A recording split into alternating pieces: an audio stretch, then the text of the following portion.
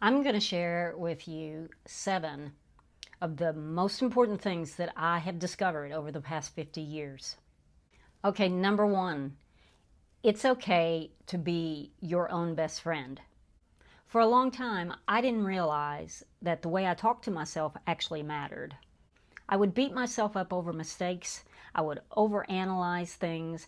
I would be way more critical than I would be to a friend. Be kind to yourself on hard days. Laugh at yourself and then share that story with those you're close to so they can laugh with you. Also, here's something really important. Don't feel funny or stupid by talking to yourself. I like to take the time on my commutes in the car when I'm all by myself to just kind of discuss things out loud. Okay, number 2, you don't have to give up everything you loved as a kid. I remember the exact moment that I realized it was time for me to start growing up. I was 12 or 13 at the time. I felt ashamed that I still wanted to play with Barbies. Now, I don't know if someone said something to me directly or if it was just me seeing my friends moving on to other things. But I remember at that time feeling really sad because I thought that growing up meant that all the things that I thought were fun, I had to give them up because I loved playing with Barbies. I did eventually give them up, and other age-appropriate things started filling my time. But not everything has to go away because you've become too old. I mean, why do we do this to ourselves? Today, I still proudly wear my 80s t-shirts, I play video games, and I still play disco music at home and like to break out some dance moves, just like I did when I was 13 at the skating rink. I get down on the floor and I rough and tumble and play with Benji, my dog. It makes me laugh, it brings me joy. I have realized that our inner child never really leaves us. And if we allow them to have fun, life just gets a whole lot richer. I wish I would allow myself to have even more fun. Okay, number 3, words have a lot more power than you think they do. Words have a tremendous effect, way beyond the time that they're spoken. The best example of this is words that we've spoken in anger to someone that could do damage that could last the rest of our lives. The words we speak over ourselves, the words that we say about ourselves. But if words can have such power in a negative aspect, let's talk about the positive power that they can have as well. Think of the positive energy in words that you use to uplift someone or encourage someone. I use words to shape the world around me. Whether they're spoken, written, read out loud, or just looked at in written form. Words have the power to mold and create the world that you live in. And I believe this with all of my being. The world that you live in, the world that surrounds you every day of your lives, you have the power to build it up or tear it down with your words. Okay, number 4 on my list of things I've discovered after 50 years on this planet is don't let your life become a list of obligations. So several years back, I was going through this season of life where I felt like I was just going through the motions. Wake up, perform all of my responsibilities, check them off the list, go to bed, repeat day after day. I was working full time, I was taking care of my mother, I was trying to clean the house, I was trying to cook everything. I was just inundated with tasks all day, every day. And I kept telling myself that I was too busy to do the things that actually made me happy.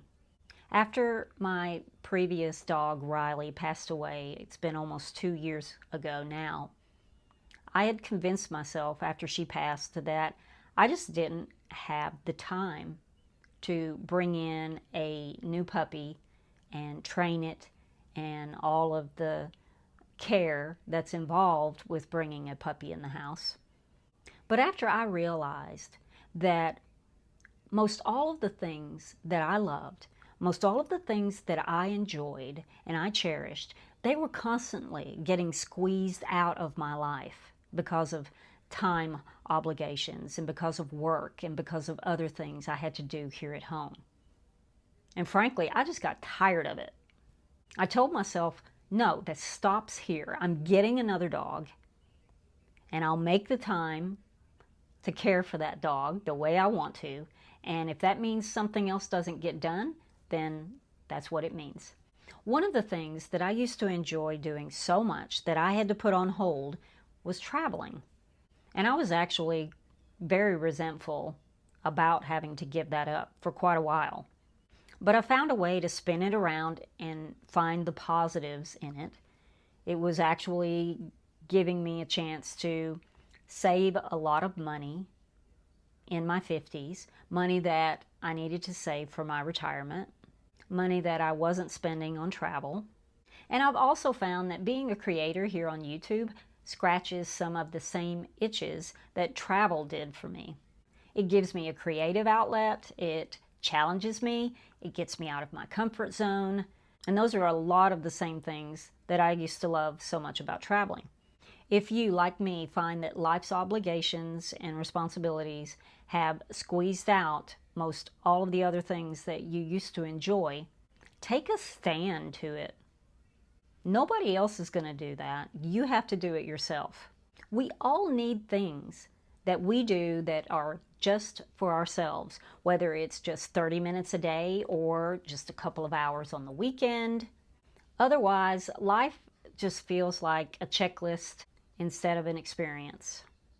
Okay, the fifth thing that I've learned over the past 50 years is that worry and sadness often comes from us either living in the past or living in the future. Every time I found myself in a nervous state of mind, it was because I was thinking about worrying about something that might happen in the future. Now, of course, telling someone to just live in the present, that's easier said than done. But for me, just realizing where those emotions can stem from, that was huge. Gave me more control over them. And now when I catch myself spiraling into worry, I remind myself that I'm not in the future yet. Let's focus on what I can do today. The same thing with the past. I mean, I can't change the past, but I can learn from it. And that's where a lot of these 7 points that I'm giving you today have come from. Now that shift alone has been life-changing for me. Now the sixth thing that I've learned after 50 years is that the journey matters more than the destination. For most of my life, I was waiting for the next thing to come along to make me truly happy. I'll be happy when I have more money. I'll be happy when I pay off my car. I'll be happy when I'm on vacation. We spend 99% of our time in the getting there phase. If we're miserable most of the time we're going through that phase, then we're unhappy the majority of the time. So instead, I've started focusing more on the journey, the small wins, the growth along the way. And it's human nature to always want more, to want what we don't have, to never quite be satisfied. So you have to know that about ourselves, to know that once we achieve whatever it is we're after, we're going to want the next greatest thing after that, or we're going to want the opposite of that, you know. It's just the way human nature works.